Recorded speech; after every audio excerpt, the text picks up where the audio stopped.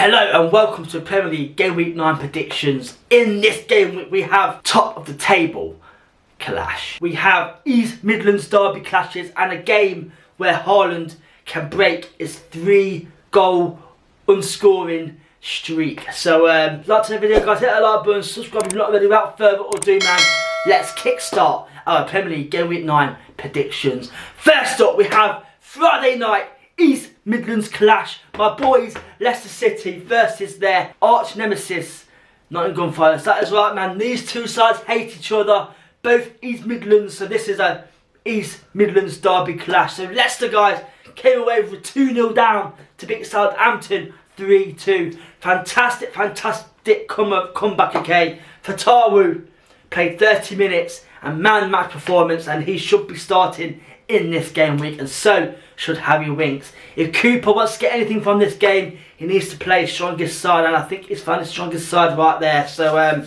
but yeah, man, what a comeback. Everyone was saying Cooper's lost the dressing room, but if he did, they would not have fought back from 2 goals down. So fair play to Leicester right there to win 3-2, puts them in 14th place on 9 points. Great result. Anyway, they're up against Forest, who also beat Crystal Palace 1-0. So yeah, Palace in the top 8 right now in the Premier League, so they will go into this game with massive boost, but so will Leicester, okay. So East Midlands clash, going to be some red cards, some yellow cards, some fights happening as well, I guarantee it right there. But I can't do it to my boy, so on that reason alone I've got this game guys to end as a win for Leicester. That is why I've got Leicester to beat Forest 2-1. Next we have Aston Villa versus Bournemouth, okay. So Villa beat Fulham 3-1, which puts them in 4th place, okay. They also are top of the league in the Champions League table as well. So you know what, Villa having another great season, okay, and they keep this up, they could, you know, they could finish really high this year. They're up against Bournemouth guys, okay, who beat title contenders. Fantastic result for Bournemouth right there. Yes, Arsenal down 10 men, but it does not matter, okay. They put their 1-0 loss to Leicester behind them with a fantastic 2-0 win against title hopes Arsenal. So fantastic result right there. That will give them a massive boost going into this game. But I've got Villa guys to beat Bournemouth 2-0. Next we have Brentford versus Ipswich, okay. So Brentford lost 2-1 to Man United, okay. You know, not a bad result considering they lost, not a bad result, but they do sit in 13th place, okay. And Brentford had quite a good start to the season, but they are dropping a few points right now. They're up against Ipswich, okay, who have lost 2 games on the bounce, okay, and that puts them just above the relegation zone. They lost 2-0 to their relegation battlers Everton last week, so Ipswich need this result, okay. And good news for Ipswich though, they have signed a new deal for Davis, their left back. You know, last season he was a key player for them in the Championship. This season he's not been as great, but obviously it's a big step up. But either way, he's still a fantastic player. So yeah, good signing for them right there, keep him at the club again. But I do have this game guys to only go one way. I've got Brentford to bounce back this week and beat Ipswich 1-0. Brighton versus Wolves, okay. So Brighton came away with a fantastic 1-0 win against Newcastle, okay. That puts them in 5th place this season. Another fantastic season, and also their new manager is proving a massive hit in the Premier League, okay. So Danny Welbeck was 5th goal of the season. I said it last week guys, he deserves to be in England's squad for the World Cup. We'll see what happens with that, but Brighton man are looking a really solid side, so fair play to them right there. They're up against Wolves, who lost 2-1 to Man City, okay. You know what, not a bad result considering they lost, but personally I believe the goal they conceded against Man City was a little bit harsh, okay. Anyway, they still lost 2-1, they still sit bottom of the table guys on 1 point. So it's been a tough start for Wolves this year. Will they bounce back? Not this week they won't guys, because I've got Brighton to beat Wolves 2-0. Next we have Man City versus Southampton, okay. Man City beat Wolves 2-1, but they only sit 1 point behind Liverpool, who are in top, okay. Haaland, guys, has not scored for 3 games. Can this be the game where he comes back and breaks that 3-game, you know, non-scoring streak? So, damn, you FPL fans are putting as captain unlucky for you. But anyway, up against Southampton, who were 2-0 up against Leicester and lost 3-2. Somehow, as I'm filming this right now, Russell Martin has kept his job. But I do believe what they were saying though. Like, they sacked Russell Martin, who else did they come in for? There's no one really out there who will take a Southampton job as of right now. So I think they need to stick with Russell Martin, see how he gets on, see if we can turn it around. But this game will not be easy. I do have Man City, guys, to beat Southampton 3-0.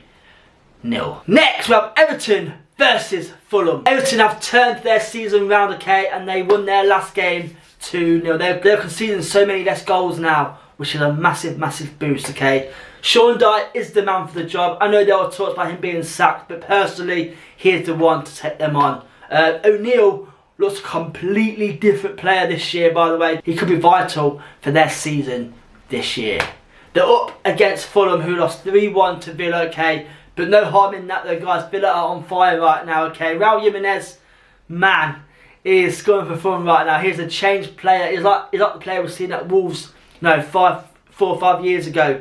You know, when he gets going, he's a fantastic player. So again, just like O'Neill with Everton, he could be a massive, massive part for their successful season. So this game, guys, will be quite a close game. So that's why I got this game to end as a 1-1 draw. Chelsea versus Newcastle, guys. So Chelsea lost 2-1 to Liverpool, who are top of the league right now, 2-1, okay. And yeah, you know what? Chelsea always get caught at the back, you know. Their goalkeeper Sanchez is not great on the ball either, and the way Enzo plays, not up to his standards. You can tell who's a bit behind. But anyway, overall, not a bad result. Yeah, they lost 2-1, but against Liverpool, guys. And I think Ernst Slot said at the end of the game, if Chelsea keep playing like that, they should be in the top 4. So that's a big boost right there from a rival manager. They're up against Newcastle, who lost 1-0 to Brighton, okay. Newcastle are not as dominant this year than they were last year or the year before. So good news for them though. They signed Anthony Gordon on a new deal, long-term deal, and you know, he's a pretty decent player. He's not been the best this year, but he's still a decent player to have in the squad, considering now he is in the England setup. So big boost for them right there. But this game only go one way for me. I can't see any of these teams coming away with the win. So that's why I got this game, guys, to end as a 1-1 draw. Next we have Palace versus Spurs. Okay, so London derby, okay. And you know, Palace are finding it really, really difficult to score goals this year, okay. Mateta is not up to standards this year. And they lost 1-0 to Forest. And I've heard Glasner is in serious condition of being sacked. I know he's a great manager for Frankfurt and stuff, but he just hasn't done it this year, okay. I thought they might have a good season this year, but they're just not scoring enough goals for me, okay. And then this does not seem to be clicking, okay. And they're up against Spurs, who beat West Ham 4-1. So Spurs are on the back end of a fantastic win against another London derby clash. So Brennan Johnson is a man in form, okay. So is Son. Son looks decent again. But the strange thing is that they took Maddison off at half time when it was 1-0, and when they took him off, it was 4-1. I've heard the reason was technical sub, okay. But what I've seen of him, he kept holding the ball too long, and they were like sort of slowing down that play a little bit. So that may be what the reason was, but I'm not too sure. But let me know down below if you think that as well. But anyway, I do have Spurs again to win this game. I've got Spurs to beat Palace 2-0.